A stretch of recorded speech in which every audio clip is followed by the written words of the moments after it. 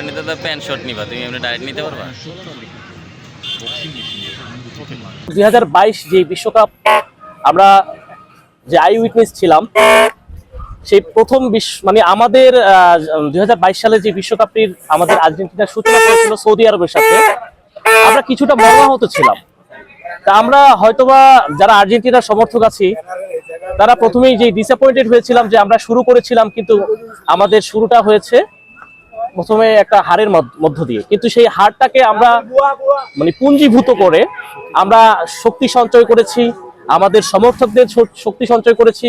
করার পরবর্তীতে আমরা প্রত্যেকটি স্টেজ, গ্রুপ স্টেজ, নকআউট পর্বগুলোতে আমাদের সর্বোচ্চ সেরাটা দিয়ে খেলে আমরা 2022 সালের কাতার বিশ্বকাপে মেসির হাতে যে সোনালী বছরের যে আক্ষেপ ছিল, ওই আক্ষেপটিকে ঘুচিয়ে আমরা যারা আর্জেন্টিনার সমর্থক সারা জীবন বলেছি আমরা আর্জেন্টিনার সমর্থন করি, আমরা কখনো কাপ দেখতে পাই নাই।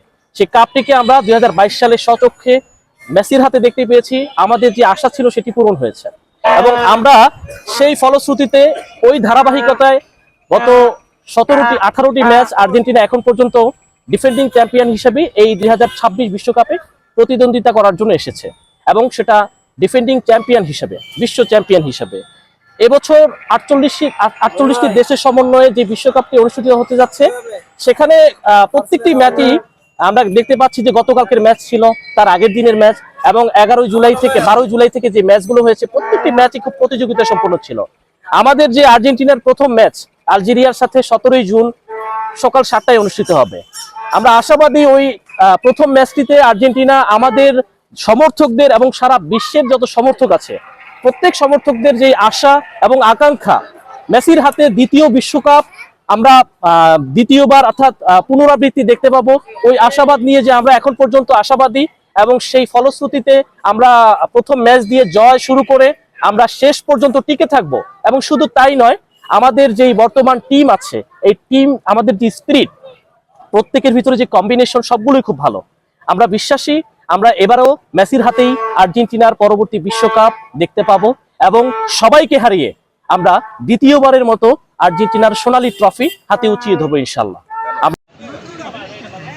এটা আমরা 2022 সালে যখন কাপ নিছি তখনের পর থেকে কোপা আমেরিকা, ফ্রান্সি এই কাপগুলো জিতেছি। ধারাবাহিকতা আর্জেন্টিনা ভালো করতেছে, তাদের খেলোয়াড় ভালো, এবার ডিফেন্স ভালো, ফরওয়ার্ড ভালো, মিডফিল্ডার ভালো, আবার গোলকিপার ভালো। আমরা সবাই আশাবাদী 2026 সালে কাপ আর্জেন্টিনার।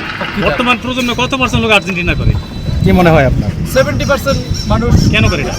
কেন করে? তাদের খেলা ভালো লাগে।